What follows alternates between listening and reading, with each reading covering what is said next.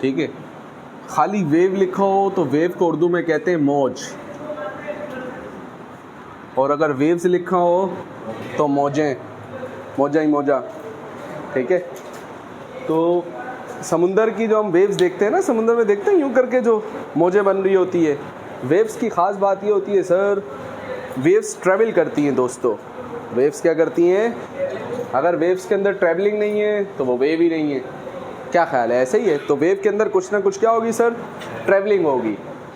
सही है, ठीक है। एक तो ये बात होगी। वेव्स होती क्या हैं, तो इसको और अच्छे से समझते हैं दोस्तों। इतनी बात तो समझ में आ गई जो आपने समुंदर की वेव की हमें मिसाल दी कि कभी ऊपर तो कभी फिर ऊपर, यूँ करके ऊपर नीचे जा रहा होता है ना, ऐसे ही होती हैं वेव्स। जी सर। अगर दोस्तों बीच से एक लाइन गुजारी जाए तो हमें पता लगता है कि वेव के तो दो हिस्से हैं, एक ऊपर वाला हिस्सा, एक, सही है। आप बोलोगे ये भी तो है, फिर ऊपर वाला, फिर नीचे वाला, फिर ऊपर वाला, फिर। तो वेव के दो पार्ट्स हैं दोस्तों। वेव्स की भी टाइप्स भी हैं। फिलहाल मैं सिर्फ शॉर्टकटली बयान कर रहा हूँ, आगे जाके आज पूरा वेव ही पढ़ना है, सिर्फ मौजे ही मौजे करनी है, टेंशन नहीं लो, ठीक है। तो ये जो ऊपर का हिस्सा है दोस्तों, ये जो वेव्स का ऊपर का हिस्सा है दोस्तों, इसको इंग्लिश में कहते हैं क्रस्ट। क्या कहते हैं? और उर्दू में इसका मतलब बनता है नशीब। ये उर्दू में को पूछेगा नहीं, लेकिन आ जाता है, अच्छे अच्छे लफ्ज़ होते हैं, बड़े प्यारे प्यारे, तो मैं बता देता हूँ। सही है। जैसे वो सबमरीन का था हिंदी में पनडुब्बी, कैसा था, प्यारा सा, याद था। खैर, क्रस्ट को उर्दू में क्या कहते हैं दोस्तों? नशीब। नीचे वाला भी कोई हिस्सा है, इसको प्यार से ट्रक नहीं कहते, इसको प्यार से क्या कहते हैं सर? ट्रफ। प्यार से कहते हैं ट्रफ। उर्दू में इसे कहते हैं, बड़े मशहूर शायर हैं, फराज। तो वेव्स में क्या होते हैं sir? Crest, trough, crest, trough, नशीबो फराज, नशीबो फराज। सही है, ठीक है, ठीक है। ये बात भी समझ में आ गई। यानी वेव्स के दो पार्ट्स हैं सर, दो कंपोनेंट्स हैं, एक कहलाता है क्रस्ट और दूसरा कहलाता है ट्रफ। अगला सवाल ये पैदा होता है, वेव काम क्या करती है और वेव किस तरीके से बनती है? दो बातें, वेव काम क्या करती है और वेव किस तरीके से बनती है। तो और दोस्तों एक मिसाल लेते हैं, सादी सी मिसाल लेते हैं। फ़र्ज़ करो यहाँ पर एक दीवार है और दीवार के साथ ये मैंने रस्सी बांधी हुई है।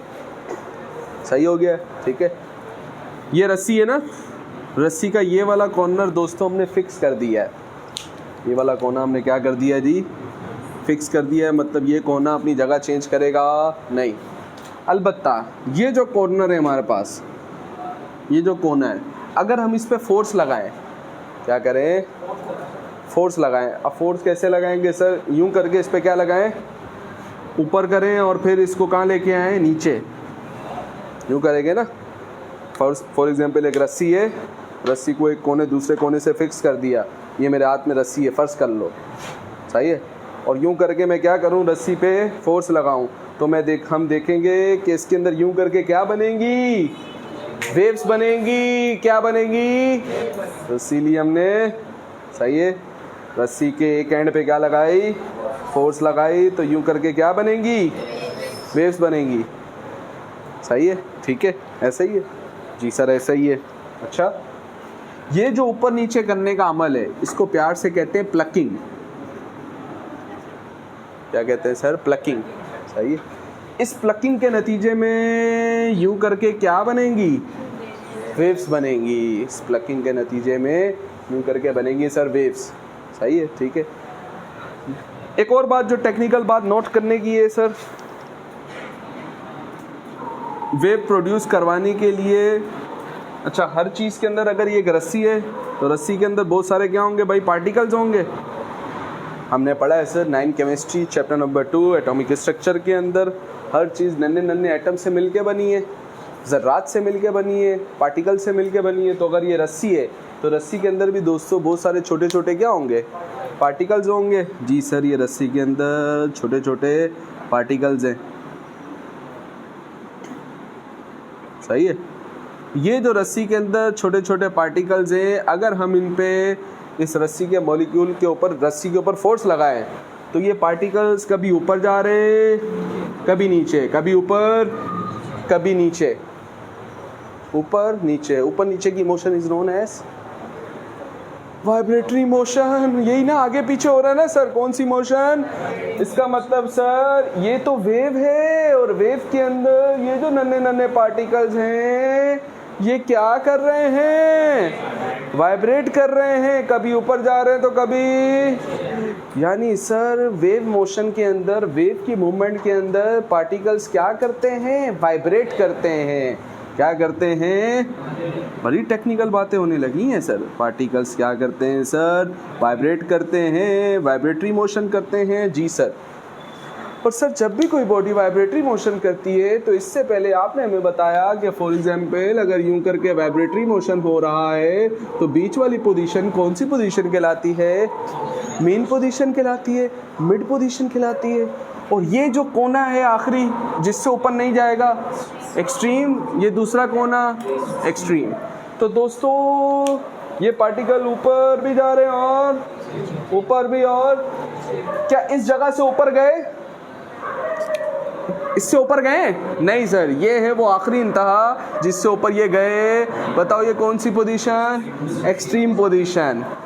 क्या इस इंतहा से नीचे गए? नहीं सर, इससे भी नीचे नहीं गए। ये भी कैसी पोजीशन? Extreme position. और ये भी, ये एक्सट्रीम, ये एक्सट्रीम, इन दोनों के बीच में जो बिल्कुल जगह होगी वो कौन सी पोजीशन? Mean position. सही है कि अगर ये एक्सट्रीम है तो इसी के नीचे यहाँ पर भी एक्सट्रीम है। ये एक्सट्रीम, इन दो एक्सट्रीम के बिल्कुल बीच में जो जगह है ये कहलाएगा MP, member of parliament. MP stand for mean position. Member of parliament नहीं बेटा, हो गया, उसका इलेक्शन मैं बाद में लड़ूंगा, तुम लोगों ने मुझे सपोर्ट करना है, ठीक है? तो MP stand for main position, यानी मिड वाली पोजीशन। तो दोस्तों इसमें भी हमने देखा, बड़ी टेक्निकल बात है सर, ये मीन पोजीशन के गिर्द पार्टिकल्स क्या कर रहे हैं? वाइब्रेट। वाइब्रेटरी मोशन में होता ही यही है सर। अलबत्ता अब के बाद ये वेव के पार्टिकल्स हैं। जी सर, ये वेव के पार्टिकल्स हैं जो कि मीन पोजीशन के गिर्द वाइब्रेट कर रहे हैं। मीन पोजीशन से मैक्सिमम जितनी दूरी ली जाए, मीन पोजीशन से मैक्सिमम जितनी दूरी ली जाए, ये क्या कहलाता है? मैक्सिमम वाला। ये तो डिस्प्लेसमेंट ही, लेकिन ये मैक्सिमम डिस्प्लेसमेंट है ना, तो इसका अलग से नाम रखा था हमने, एम्पलीट्यूड। सर मैक्सिमम डिस्प्लेसमेंट का अलग से नाम हमने क्या रखा था? तो दोस्तों ये मीन पोजीशन और एक्सट्रीम पोजीशन के दरमियान ये जो फासला है ये कहलाएगा इस वेव का एम्पलीट्यूड। क्या कहलाएगा सर? ओके, सही है दोस्तों। पार्टिकल्स वाइब्रेट कर रहे हैं, ठीक है? अगर एक बंदा अपनी जगह पे मौजूद है और आप आके उसको यूं यूं करते रहो, यूं यूं लाते रहो, वो आपको यूं करके देखेगा, बोलेगा वेरी नाइस, शाबाश, ऐसे ही लगे रहो। नहीं सर, ये तो आपने उस बंदे को, बंदा सुकून से सोया हुआ था, लेटा हुआ था, आप उसको यूं यूं कर रहे हो बार बार, सही है? तो आप उसको क्या कर रहे हो? प्यार कर रहे हो, आप उसको डिस्टर्ब कर रहे हो। आप उसको क्या कर रहे हो? डिस्टर्ब कर रहे हो। सर ये जो आगे पीछे की मोशन बार बार कर रहे हो, ये डिस्टर्बेंस है। ये क्या है? तो वेव भी जो है सर असल में वो पार्टिकल्स की क्या है? डिस्टर्बेंस है सर। जब पार्टिकल डिस्टर्ब होते हैं, डिस्टर्ब कैसे? वाइब्रेटरी मोशन करके क्या होते हैं? डिस्टर्ब होते हैं। तो क्या जनरेट होती है? वेव। क्या जनरेट होती है सर? जब तक हम रस्सी यूं करके बैठे हुए हैं, बताओ रस्सी है, पकड़ के बैठे तो रस्सी तो है भाई, क्यों नहीं है? वेव है। कहाँ है सर? पकड़ के बैठे वो तो कहाँ वेव है? क्या करना पड़ेगा? पार्टिकल्स को डिस्टर्ब करवाना पड़ेगा, तो क्या बनेगी? वेव बनेगी। क्या फ़ायदा है इसका? इसका फ़ायदा ये है सर कि हमने एनर्जी दी इस पॉइंट पे, हमने एनर्जी दी, सही है? उस एनर्जी का असर, फॉर एग्जांपल यहाँ पे कोने पे एक बॉल मौजूद है जो कि इस रस्सी के साथ पड़ी हुई है। अभी मैंने यूं करके रखा हुआ है, रस्सी के साथ पड़ी हुई है, लेकिन जैसे ही मैंने इसको हिलाया तो यहाँ से मैंने एनर्जी दी, वो एनर्जी ट्रांसफ़र होती हुई यहाँ पे पहुँची और ये रस्सी बॉल के साथ टकराई तो बॉल गिर जाएगी। बॉल पे फोर्स लगेगी नहीं लगेगी? मैं आपको आके यूं मारूं, आप पे फोर्स लगेगी? लगेगी। क्यों नहीं लगेगी? बोल लो नहीं। तो भाई यहाँ से मैंने क्या दी है? फोर्स दी, एनर्जी दी है ना सर। तो एनर्जी इस वेव के थ्रू ट्रेवल होती हुई एक पॉइंट से दूसरे पॉइंट पहुंच गई। तो व्हाट एक्चुअली वेव इज, आप अपने नोट्स के अंदर देख सकते हैं sir, wave is actually a disturbance of particle which can travel in a medium or without medium from one place to another place and can carry the energy from one point to another point। मतलब क्या है sir, wave एक disturbance है particle की, जिसकी मदद से आप पार्टिकल को, वेव को एक जगह से दूसरी जगह पहुंचा सकते हैं, एनर्जी को एक जगह से दूसरी जगह पहुंचा सकते हैं। बात समझ में